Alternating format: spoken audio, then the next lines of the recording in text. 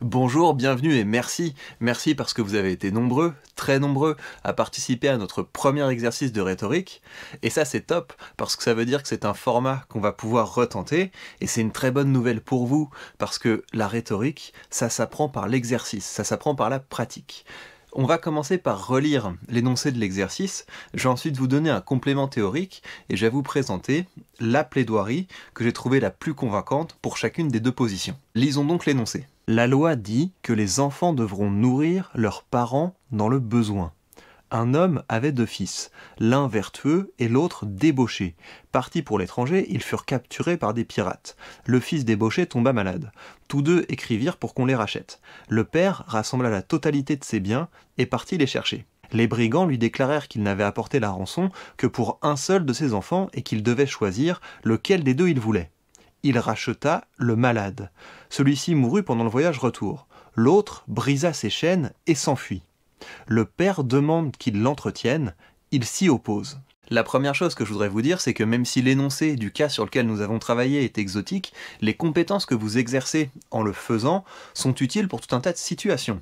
Parce que ce sont les mêmes types d'arguments que vous allez utiliser si vous devez plaider pour vous défendre vous-même, ou si un de vos collègues a manqué à son devoir. Toutes les fois qu'on débat pour savoir si quelqu'un a fait quelque chose de mal, si quelqu'un a enfreint une règle, vous allez avoir recours au même type d'arguments. Et ces arguments, vous pouvez les puiser de 5 sources. La première source, ce sont les intentions. L'idée, ça va être d'augmenter ou de diminuer la faute en fonction des bonnes raisons qu'on a de penser que l'autre voulait ou non faire le mal. En l'occurrence, on pourrait se demander, mais pourquoi le père décide de racheter le mauvais fils? Est-ce que c'est pour punir le bon fils, et dans ce cas-là, ce serait l'indice d'une personnalité blâmable, ou au contraire, est-ce que c'est de la compassion? Est-ce que c'est de la compassion pour son fils malade? Ce qui serait à mettre en sa faveur, évidemment. Ensuite, vous avez les circonstances, et argumenter à partir des circonstances, c'est se demander, au regard de la manière dont les choses se sont passées, est-ce qu'il y a des éléments qui pourraient aggraver ou adoucir le jugement sur les actes qui ont été commis? Est-ce qu'il n'y a pas une situation exceptionnelle qui justifierait qu'on fasse un écart par rapport à l'application rigoureuse de la loi? La troisième source qui est à votre disposition, c'est la responsabilité. Et donc on va se demander qui est le vrai responsable de cette affaire. Est-ce qu'il n'y a pas une responsabilité partagée? Est-ce qu'il n'y a pas une responsabilité collective? Ou peut-être une impossibilité d'établir la responsabilité? Ensuite, vous pouvez argumenter sur la définition des termes. L'idée, c'est que dans la manière dont les lois sont énoncées, vous avez toujours des notions. Et ces notions, vous pouvez jouer à les redéfinir, et ça c'est quelque chose que beaucoup d'entre vous ont exploité. On peut se demander, est-ce qu'on peut encore qualifier de père une personne qui abandonne son fils?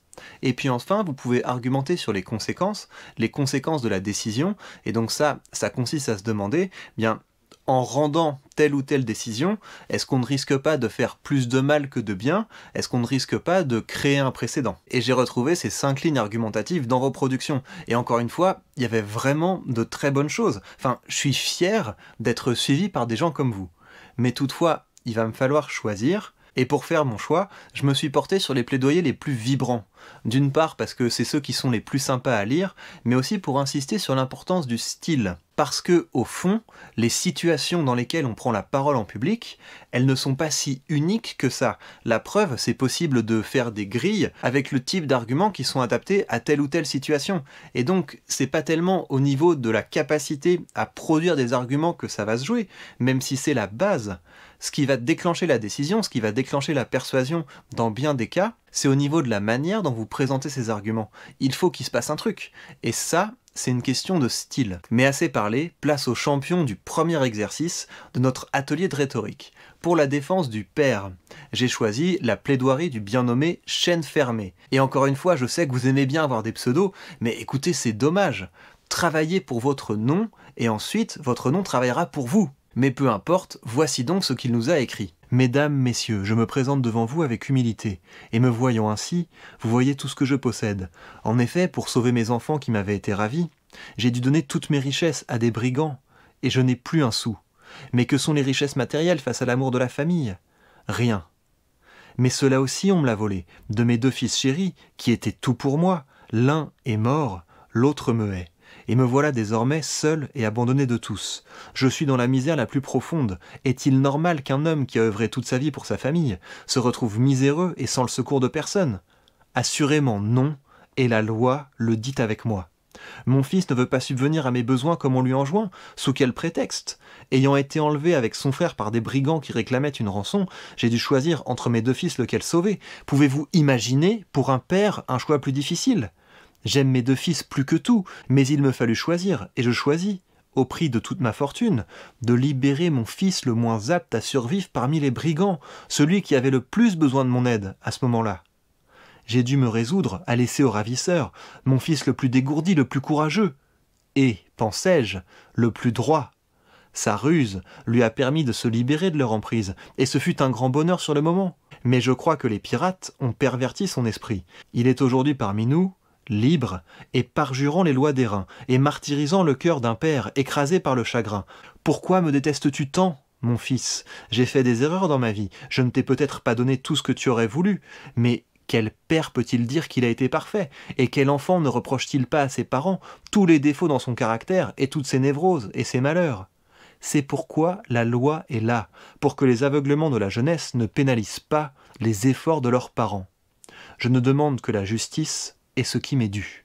J'aime bien ce choix de parler à la première personne, ça rend les choses vibrantes, incarnées, et puis ça nous rappelle ce à quoi ça pouvait ressembler une démocratie directe, où les citoyens étaient vraiment amenés à se défendre seuls, sans intermédiaire, sans avocat. Et je trouve que c'est aussi pertinent qu'on sente bien le pathos ici, parce que, à première vue, cette position du père, c'est la plus facile à défendre, parce qu'il y a la loi de son côté, et on peut aussi facilement mettre la morale de son côté. S'il a sauvé le fils débauché, c'est parce qu'il était plus faible et parce qu'il avait de la compassion pour lui, parce que c'était celui qui avait le plus besoin d'aide. Et le problème, quand vous avez les faits et la morale et les lois de votre côté, c'est plus difficile de s'enflammer, parce que c'est les contraintes qui vont nous pousser à chercher ce surplus de créativité, c'est la résistance qui crée l'éloquence. Et nous avons là un très bon travail de quelqu'un qui allait chercher un surplus d'éloquence et de créativité sur une position qui, a priori, n'avait pas besoin de se fouler pour être bien défendue. Venons-en à la défense du fils qui, pour le coup, n'avait pas grand-chose de son côté. Et justement, et je tiens à vous féliciter, il y a eu vraiment des belles choses, il y a eu des choses très originales, et c'est ça aussi qui a guidé mon choix. La plaidoirie que je vais vous lire, je l'ai appréciée parce que la voix empruntée par l'auteur est originale et audacieuse. Donc c'est pas forcément la plaidoirie qui est la plus convaincante, mais c'est celle, quand je l'ai lue, qui m'a le plus surpris, et donc qui m'a le plus intéressé. L'auteur s'appelle Maximilien, et je vais vous la lire maintenant. En abandonnant son fils aux mains de vils brigands, le père a renoncé à son privilège naturel de parent. Et par conséquent, il a également renoncé à son droit d'être entretenu par mon client. Le choix du père est d'autant plus incompréhensible qu'il va à l'encontre de la logique élémentaire. Mon client était en bonne santé, son frère était malade. Cela lui a coûté la vie, comme l'a rappelé mon confrère. Sacrifiant mon client et son héritage en vain, le père s'est montré coupable d'un crime contre la raison en niant l'évidence sur les chances de survie des 2 frères. Mon client ne doit son salut qu'à sa bravoure et à la bonne fortune. Mais il y a pire que ce crime contre la raison. Il y a aussi une faute morale de la part du père. Comme vous le savez, mon client est toujours apparu sous un visage vertueux, alors que son regretté frère était un débauché. Dans ses actions, mon client a toujours su faire honneur à notre société et à nos lois. A l'inverse, son malheureux frère, lorsqu'il était vivant, jetait par son comportement la honte et le déshonneur sur notre société, notre culture et nos lois. Le choix du père n'était donc pas seulement un choix contre son fils vertueux ou contre la raison pure. C'était avant tout un choix égoïste, tourné contre notre société, notre culture et nos lois. Par ce choix, le père de mon client s'est rendu coupable envers nous d'un crime bien plus odieux et impardonnable que celui dont on accuse le fils. Choisissant contre les intérêts de notre peuple, le père de mon client s'est lui-même exclu de notre société et de notre droit. En tournant le dos à nos valeurs, celui-ci tournait aussi le dos à nos lois. Celle-là même qui lui garantissait son droit naturel à être entretenu par son fils. Ne condamnez donc pas le fils pour la faute et les erreurs de jugement du père. Reconnaissez-lui son bon droit de ne pas avoir à entretenir son père. N'accablez pas le fils d'un poids qu'il ne peut pas supporter. Laissez notre société prendre en charge ce père qui, par ses actes, a perdu ses 2 enfants. Cette solution épargnerait à la fois le fils et le père. Bravo à nos 2 champions, et bravo à toutes celles et à tous ceux qui ont participé, et je sens que vous avez pris du plaisir, parce que j'ai tout lu, et je vous encourage à faire de même, et à voter pour les plaidoiries que vous trouvez les meilleures, parce que, à terme, ça va nous permettre d'instaurer un prix du public dans ces petits exercices qu'on va faire ensemble. Bon, je suis très heureux que cette première expérience ait fonctionné. Merci beaucoup à vous tous d'y avoir participé et ça me motive à tester beaucoup d'autres choses. Il y a tellement de choses à faire en matière de rhétorique qu'on aurait tort de se priver. À bientôt donc, et en attendant, lisez, écrivez, publiez, parlez, faites vivre les causes et les projets qui vous tiennent à cœur. Prenez soin de vous et à très vite.